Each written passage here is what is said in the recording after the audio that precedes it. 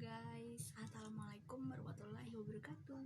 Jadi perkenalkan, nama saya Rizky Dwi Melanawati from 12 Science B. Di sini saya akan menjelaskan apa itu rekombinasi DNA. Jadi rekombinasi DNA itu merupakan sebuah rekombinasi DNA yang dapat dilalui melalui crossing over atau pindah silang, transduksi dan transformasi. Nah, di sini saya akan menjelaskan yang transformasi. Jadi di sini saya sudah menyiapkan satu buah bakteri. Kalian tahu nggak sih bakteri apa? Ini adalah bakteri Salmonella. Dan di sini dia tuh merupakan prokariot. Di sini dia punya DNA biasa dan ada DNA khusus, yaitu seperti ini. Saya sudah menyiapkan 3. Terus di sini juga ada DNA mangsa yang bakal mau direkombinasi nanti. Di sini saya pakainya DNA frog ya. Boleh pakai DNA apa aja prokariot. Tuh DNA-nya kayak gini. Nah, teman-teman, jadi kombinasi DNA itu dapat dilakukan secara buatan dengan penyambungan atau pemotongan dari DNA itu sendiri secara in vitro. Tulisannya saya sudah ada kata in, berarti di dalam kan. Nah, terus DNA berbagai organisme dapat disambung secara in vitro dengan alasan sebagai berikut. Pertama itu struktur DNA, kalian tahu kan ada basa nitrogen, terus ada gula pentosa, dan yang ketiga adalah fosfat.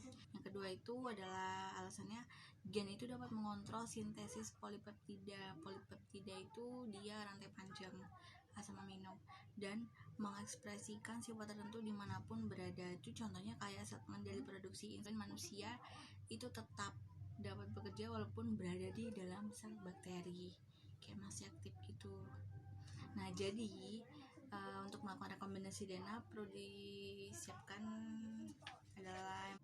Nah, teman-teman tahu nggak sih, di sini tuh metode untuk memperoleh gen ada 3 cara tahu.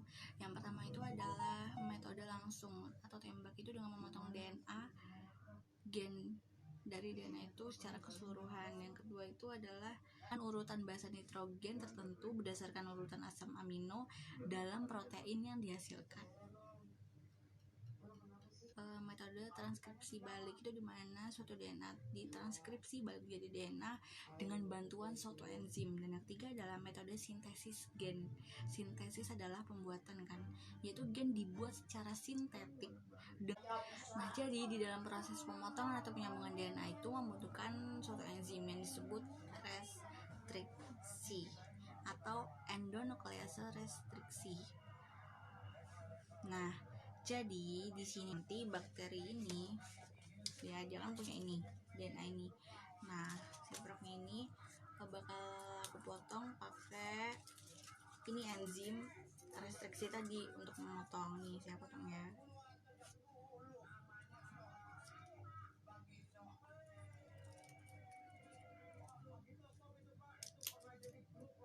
Dipotong.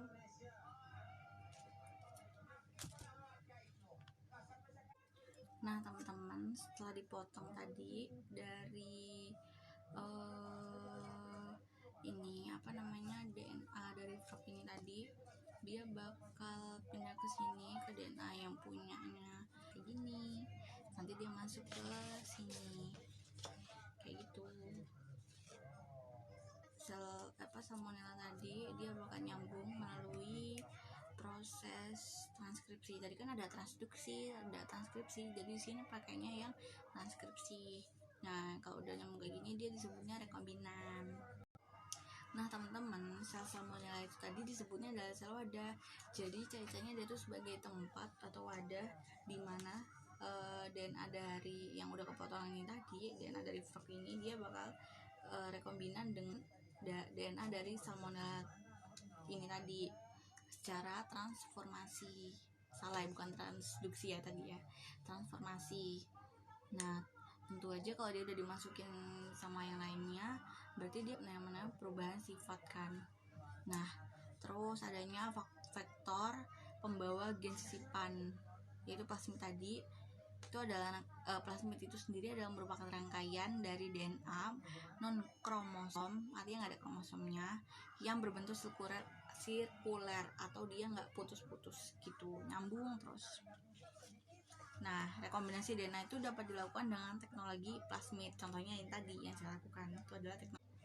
Nah, proses ini juga akan menghasilkan hormon insulin.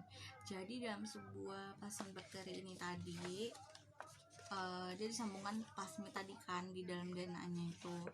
Nah, terus plasmid rekombinan itu dimasukkan dalam sel bakteri tadi. Jadi dia itu kayak diperoleh bakteri yang mempunyai gen kromosom aslinya yang dari sini.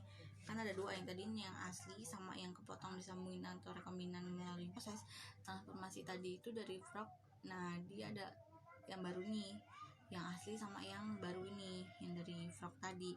Nah, disitulah dia mampu menghasilkan hormon insulin dalam jumlah yang banyak. Nah, hormon insulin ini yang dihasilkan oleh bakteri rekombinan itu dikumpulkan dan jadi banyak, lalu akan menjadi penderita diabetes mellitus yang memerlukan akan disuntikan sebagai obat gitu.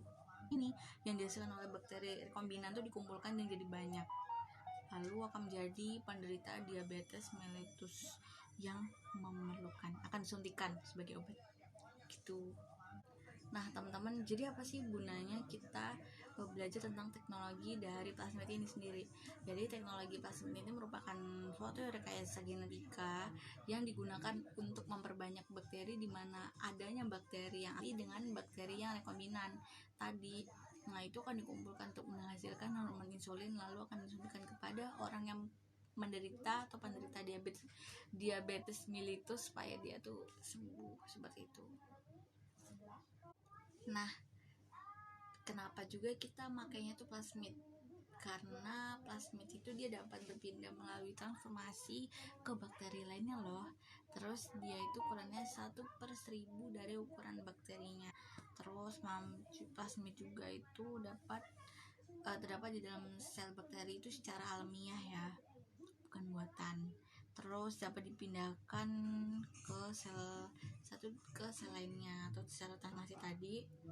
Lalu sifat plasmid dalam sel induk dapat diturunkan juga kepada keturunannya dan dapat dimasukkan ke sel bakteri lainnya, sama aja yang tadi kayak itu.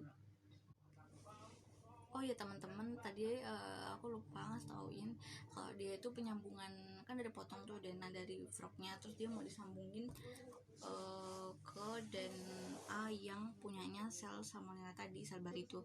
Dia nyambunginnya itu pakai enzim ligase. Nah, ini tuh hanya mampu menyambung DNA rantai rangkap. DNA kan rangkapnya 2 tuh, sedangkan RNA 1 itu nggak bisa kalau RNA. Jadi dia bisanya menyambung yang rangkap 2, kayak di proses replikasi DNA. Oke. Nah, jadi teman-teman, sekian dari saya.